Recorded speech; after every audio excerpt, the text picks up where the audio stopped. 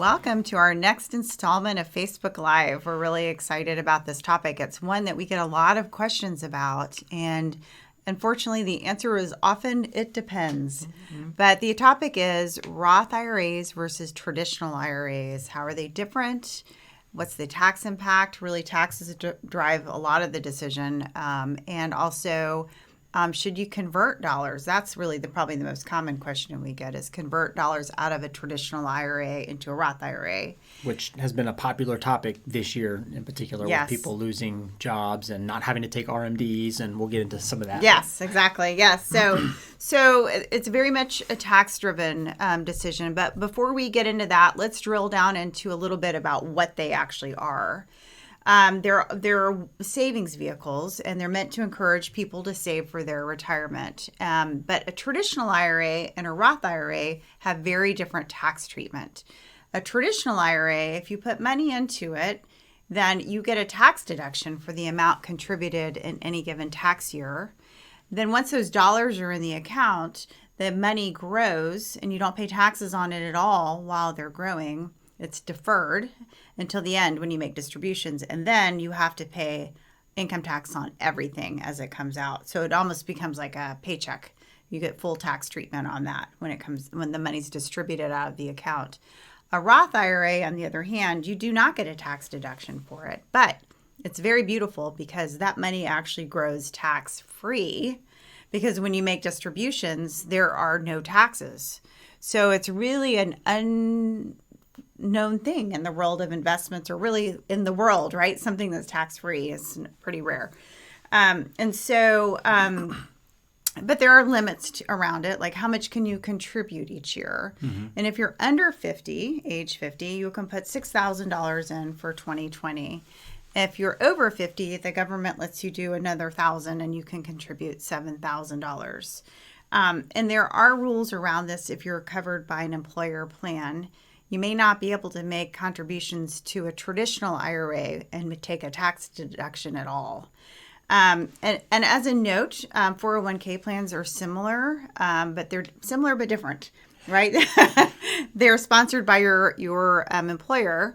They have much higher contribution limits, and they're governed by different laws around the safety of how it's treated, and that it's very well protected by the ERISA laws is what they're called. And so they can be a great way to save. We're not meant to rely on Social Security when we retire, because we would have a very, very low standard of living if that was true. So it's a way to encourage people to save and fund their retirement. So there are also rules around when you can take money out. Mm-hmm. Usually 59 and a half, but of course it's more complicated than that. These are rules written by Congress. Yep.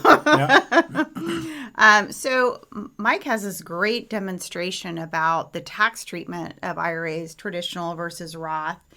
And is one better than the other? And the answer again is it depends. It depends. Yeah. So to kind of summarize what Jennifer just said, and to summarize what this illustration is showing, it's really traditional versus Roth, which can be IRA or 401k, mm-hmm. right? Because you can have a Roth 401k. Mm-hmm. Some people have to have that mm-hmm. That option with their employer. It really boils down to the government saying, pay me now or pay me later, right? Right? You're earning income, and you've got to give a cut of that to Uncle Sam. Mm-hmm. And Uncle Sam is saying, you can either give it to me now or you can give it to me later when mm-hmm. you go to actually spend this money. Mm-hmm. So let me pull up this illustration on the screen here. All right, and you can see we've got this. Let me change my numbers back to the default numbers here. We've got this illustration. This is really oversimplified in just showing the differences between a Roth and a traditional account. And really what I'm trying to illustrate here is with the variables that we have, the only real variable that you're needing to consider that's gonna say whether one is more valuable than the other mm-hmm. is strictly on taxes. Are you gonna pay more taxes in the future when you withdraw this money than you are today, or are taxes going to go down? And there's lots of factors that can go into that, and we'll talk about some of those in a minute. But just to really try to oversimplify this with this illustration here, we're going to assume we've got $100,000 of income. You earn $100,000 from your employer. So you can see that on the screen there. You've got $100,000 of income. Your current tax rate, again, oversimplified. We're just going to assume that you're paying 25% of every dollar that you earn. Is 25% of that is being taxed or is being paid in taxes. Your future tax rate, that's the one that we're going to adjust here in just a minute. And then you can see below, I've got my traditional IRA versus that Roth IRA component. In the scenario where the tax rate you pay today versus the tax rate you pay in the future, and you can see here that my future amount here is 30 years from today, remains the same. So the same 25% taxes. Under the traditional IRA illustration, you've got the initial value or investment of $100,000 that you put into this traditional IRA.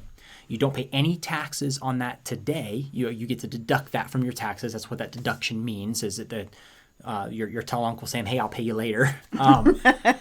In that account, the value is immediately $100,000. You've got that full value that you get to that is essentially working for you in your earnings. I'm assuming an 8% return on both of these accounts here.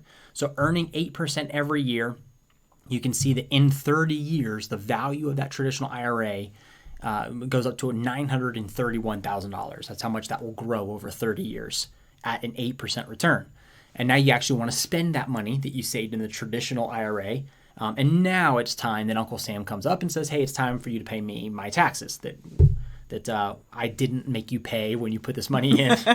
And so at that 25% rate, your spendable money is at this $698,000 and some change there.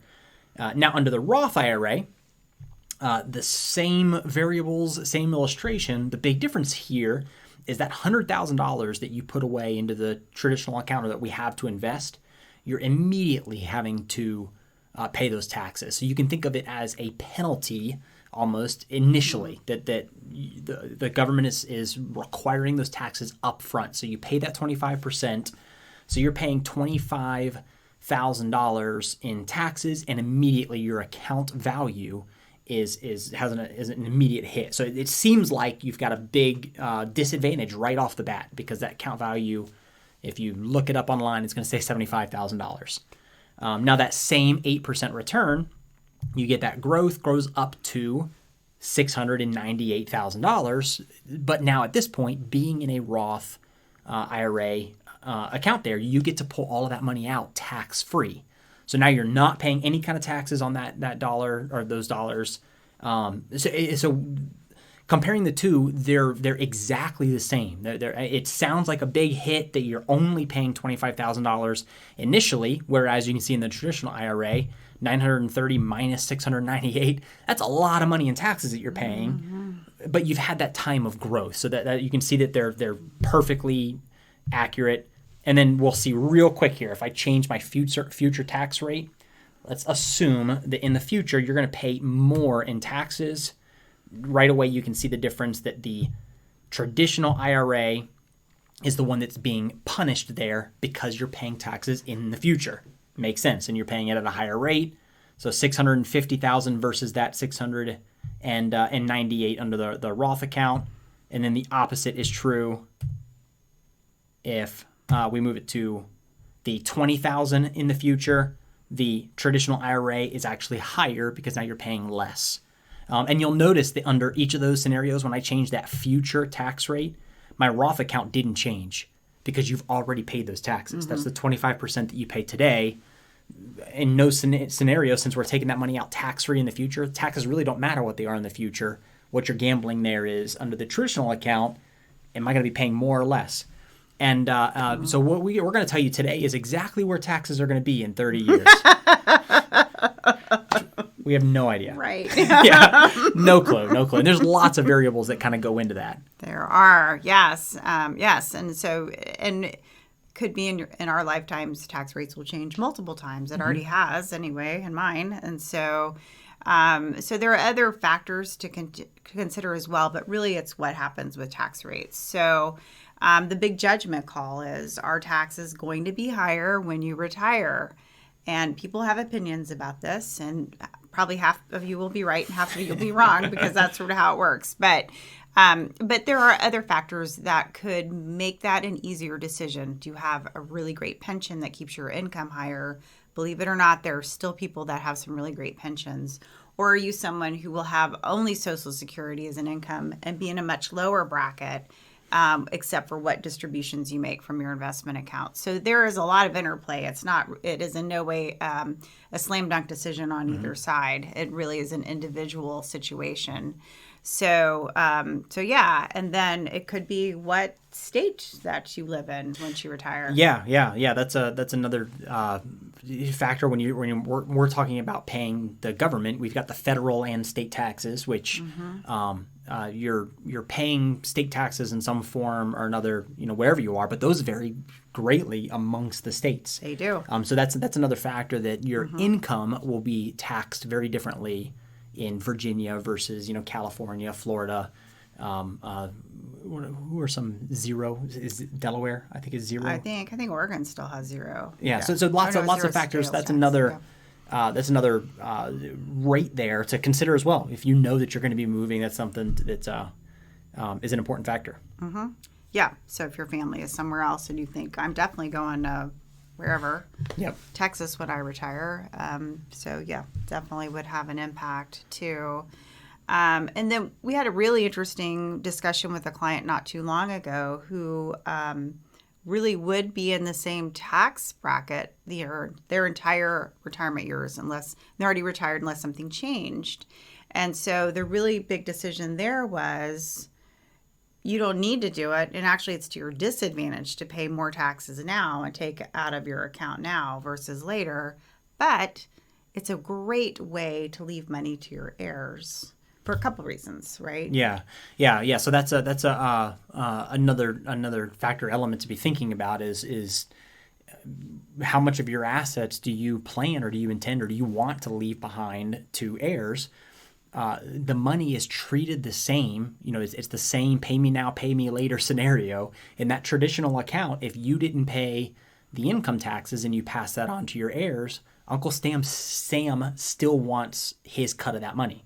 So what changes dramatically there is obviously the income that's being taxed is now under somebody else's tax forms. They're the ones that are actually filing that return and that money and claiming it as income. Yeah. So trying to determine whether or not the taxes that you're paying is higher or lower than your heirs, and even beyond that point, just the fact or the benefit. I guess I won't say benefit, but the fact of passing on that tax burden to heirs is something that a lot of people choose, regardless of what the taxes will be in the future, to pay them now so that their heirs don't have to. Yep. And there's a twist to that. It used to be once you inherited an IRA, you could stretch the distributions over your own lifetime. So if you were young, you could use your own age table to make distributions. But recently the laws changed and everyone has to distribute within 10 years once they inherit it. So if you are leaving a very large IRA to your heirs, especially if large to few people, they're going to have some pretty big tax issues to jump around to try to maximize their benefit from that. And so there are some huge planning issues around that one as well. Yeah, those are called RMDs, if you've heard that phrase before, which is a required minimum distribution, which if you have any kind of traditional account, you have those. Whether you're alive or dead, whether you're alive or dead, that's right. Whether it's an inherited IRA, a traditional IRA, but that's not true for a Roth. There are no RMDs because essentially you've already paid that money, so Uncle the government Sam doesn't care. Exactly. Yeah. Yeah, for sure. So that's actually true on another standpoint as well, as far as accessing the money, which is kind of a side point or we'll say a side benefit to a Roth account.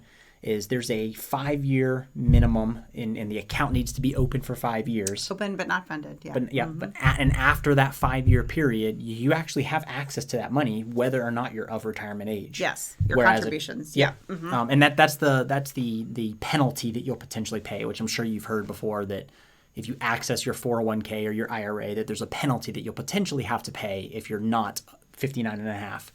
On top of income tax. Right. Yeah, it can be ugly. Yep. So that penalty actually goes away with a Roth for the same reason that the government at that point, they don't care. They've already got their cut of your money. Paid me now. Yep. Yeah, so it's and there are some other smaller issues too. It could be if you have for Medicare, if your income goes up in any given year, the government notices and could increase your annual expenses on Medicare. And then you have the college. Yeah.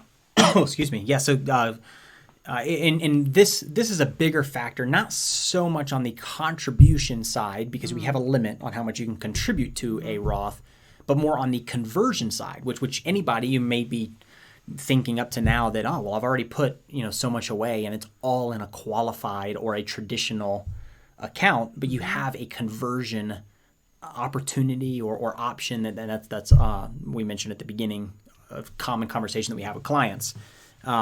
Under that conversion, you're taking, X dollars. If we use that $100,000 from my illustration and we say we want to convert this full $100,000 in my traditional account over to a Roth account so that I don't have to pay these taxes until later. Well, the thing is, as soon as you make that conversion, that's you saying, hey, Uncle Sam, I'm ready to pay you my taxes right now.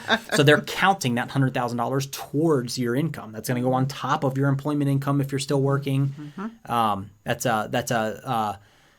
There's several other factors, which is what Jennifer was referencing there in Medicare, as well as college funding. There's lots of the college aid and funding that the FAFSA, if you've ever had the pleasure of filling that out, or are funding college for kids that you get to. The government comes in and looks at your income. That's an important element there. So that's one potential downfall of making that conversion, because it is going to make your income go up for the year that you make that conversion. It affects other things as well, not just you writing a giant check to the government that year, for sure. So there are really two decisions in what we've presented. One is if you contribute to an IRA, do you do a traditional versus a Roth? Most of the time, I would say use a Roth IRA unless you have some really compelling tax reason not to, and hopefully maybe you have an employer plan and you're taking that tax deduction there. Yep. But the other decision is, do I convert some or all of my traditional IRA money into a Roth IRA? And I'm saying some or all because it's not an all or nothing decision. You can do a little bit every year. You can do some one year and not do anything for 5 more years or ever again. It's total flexibility, but you can spread out that tax liability if you take a little bit at a time instead of taking it. If it was a very large IRA, you would really jump your tax bracket if you converted it all at once. So usually it's better to take some time and do it in bits at a pieces and at a time. Yeah, and that's something to not to try to be saying that you need to be working with us, but working with any financial planner, talking with somebody. That's something that those are strategies that a planner, even a CPA to some levels, can really help out with that analysis, because we've referenced tax brackets a couple of times, and you may have this understanding, but the way taxes work today with tax brackets is up to a certain dollar amount, all of that money is taxed at a certain rate. And then as soon as you make money over that certain dollar amount, the next set of money that you earn is taxed at a higher rate. And that continues to step up. That's the progressive tax tables or system that we have right now in the federal government. So a common strategy is, that for the next dollar I make, I'm in the 22% tax bracket. Maxing out that tax bracket is a great strategy to go in and say, well, how much more could I pull out of my traditional account to max out that 22% bracket and stop at the point that I know that the next dollar is going to be at the next highest, which I think is 25, right? 22 to 25? 22 to 24. Okay. Yeah. But analyzing that and making that decision and that's a very dynamic way and year by year way that you can go about making that decision on whether or not it makes sense to do any kind of conversion this year versus next year. Yeah, definitely a year by year decision for sure. And then you also will need to decide, if you do convert, how are you going to pay your taxes? Are you going to take it out of that conversion amount, or are you going to pay it out of income? We definitely have a preference towards income if possible. Yes. Yeah, 100%. To leave more in the account to grow either tax tax free in the Roth IRA in the Roth IRA scenario. So, but not everyone has that cash on hand to do that, and so sometimes they pay it out of the amounts they transfer. Yeah, which is okay, and that's that same that's that same analogy or the illustration that we used earlier. We were using that money to pay essentially for the conversion, right? Because that $100,000 was immediately hit and is only worth $75 because we paid the taxes out of that account. So in that scenario, it's just what are taxes going to do in the future. But if you think about it, we're giving you with this conversion, you're kind of creating an expense on yourself in the taxes to pay for those expenses from your employment income or other income. It's kind of forced savings in a way, right? You're allowing more of your money to grow. Yes.